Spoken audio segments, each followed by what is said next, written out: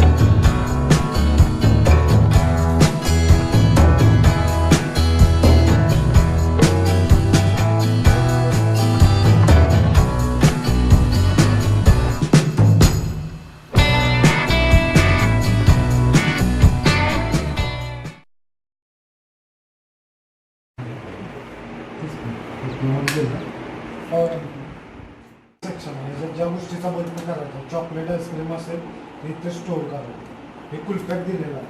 ह्याच्यावर ज्या गोष्टी तुम्ही स्टोअर करणार लाईट गेल्यानंतर 12 तास तुम्ही मिळते. ह्याच्यात वरतीची टेम्परेचर कंट्रोल इथे दिलेली आहे, ॲडजस्टमेंट इथनं असे कमी जास्त करायला. हे कमी असते, हे जास्त असते. उन्हाळा वगैरे असेल तर वाढवायचं, 21 ते 23 ठेवायचं. थंडीमध्ये 17 ते 15 ठेवू शकता. आणि हे कंपनीचं नॉर्मल सेफ्टी.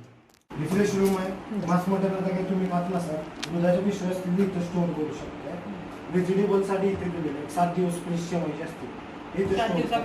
हा लागेल, फक्त पिशवीत नाही ठेवायचं, डायरेक्ट ठेवायचं म्हणजे मॉइश्चर पकडत. खालच्याचे टेम्परेचर कंट्रोल इथे दिलेलं आहे. हे कमी आहे, हे जास्त आहे. उन्हाळा वगैरे असेल तर वाढवायचं, 2 ते 1 वर ठेवायचं. थंडीमध्ये 5 ते 7 ठेवायचं असतं. थंडीमध्ये कमी करायचं असतं, उन्हाळ्यात वाढवायचं असतं. आता वरती तुमच्या घरात फंक्शन वगैरे असेल आणि मला फास्ट कूलिंग पाहिजे असेल तर फ्रीझरचं बटन 3 सेकंद दाबून लावायचं. 31% फास्ट कूलिंग मिळणार तुम्हाला. हा लोगो ऑन होतो. घरात फंक्शन वगैरे असेल, केक वगैरे असेल आणि तुम्हाला लगेच कूलिंग पाहिजे असेल 31% फास्ट कूलिंग, ते ऑन करू शकता. 31% फास्ट कूलिंग मिळणार. नको असेल बंद करू शकता. हेच बटन 3 सेकंद दाबून लावा. खालती तुम्हाला 31% फास्ट कूलिंग पाहिजे असेल हे बटन 3 सेकंद दाबून. 31%. हां, हे सेक्शन आहे इथलं वरच्याचं फ्रीझरचं. हे इथे फ्रीज बंद करायला हे. बाकी हा फ्रीज 5 मोडमध्ये कन्वर्ट करता येतो. पहिला काय झाला, हा फ्रीज म्हणजे नॉर्मल मोड झाला. दुसरा एक्स्ट्रा फ्रीज आहे, तुमचं व्हेजिटेबल स्टोरेज वगैरे जास्त आहे, तर तुम्हाला वरती फ्रीजमध्ये कन्वर्ट करायचं आहे. मधलं बटन 3 सेकंद दाबून हा लोगो ऑन होतो, म्हणजे हा पण फ्रीज झाला, हा पण फ्रीज झाला. वरती तुमचं व्हेजिटेबल वगैरे असेल ते स्टोअर करू शकता तुम्ही. तुमच्या ह्याच्यात 62% एनर्जी सेव्हिंग होते. बंद करायचं असेल, परत नॉर्मल आणायचं असेल, हे बटन 3 सेकंद दाबून मध्ये कन्वर्ट करायचं. लाईट कन्व्हर्शन कमी करायचं असेल हे बंद करायचं. हा बारका फ्रीज झाला नॉर्मली 75% एनर्जी सेव्हिंग होते ह्याच्यामध्ये. परत नॉर्मल आणायला हे बटन देता आलं आणि हे नॉर्मल करायचं. दुसरा सिजनल आहे, सिजनलमध्ये हा ऑफ करून हा ऑन करता येते. ऑफ करायचं झालं हे 3 सेकंद दाबून करायचं आणि इथं आणायचं ऑफ आणि हे ऑन राहायचं. ह्याच्यात तुमचं 64% एनर्जी सेव्हिंग होतं. हा ऑन होतो, हा ऑफ होतो. सगळ्यात सोपं म्हणजे तुम्हाला थोडक्यात सांगतो, ह्याला 3 कंडिशन आहे. हा तुम्ही ऑन करू शकता, ऑफ करू शकता किंवा फ्रीझरमध्ये कन्वर्ट करता येते वरचा, त्याचे कंट्रोल लिहिता येते. हे बटन आहे ते फ्रीझरचं. खालच्यामध्ये 2च कंडिशन आहे, ऑन करू शकता, ऑफ करू शकता. ऑफ करायचं असला तर इथं आणायचं, ऑन करायला हेच इथं. दुसरं तुम्हाला ह्याला ऑटो आईस मेकर आहे, त्यासाठी इथं तुम्हाला पाणी भरायला ह्याच्यामध्ये. इथं पाणी भरायचं 5 लिटरची कॅपॅसिटी. इथं भरलं पाणी की वरती तुमचं बल्ब तयार होईल. 5 लिटरची कॅपॅसिटी आहे, पण आम्हाला हवं असेल तर 3 लिटर बनवू शकतो. 3 लिटर मध्ये किती होतात ते आईस किती तयार होतात? आईस किती होणार ते सांगू शकत नाही, पण जसं होईल तसं या ऑटोमॅटिक होतं. आणि हे तुम्हाला ऑफ करायचं असतं ते करू शकता. आता तुम्हाला जेवढं पाहिजे तेवढं झालं. आता हा एक भरला, हा पण भरला आणि तुम्हाला नको असेल बंद करायचं असेल ऑटोमॅटिक, तर हे इथं ऑफ करायचं. इथं बटन, हे बटन आहे ते एकदा क्लिक करायचं. ऑन ऑफचं हेच आहे, एकदा प्रेस केलं की आता ऑफ झालं, वरती आईस होणार नाही, म्हणजे आईस बनणार नाही. त्या टाईपमध्ये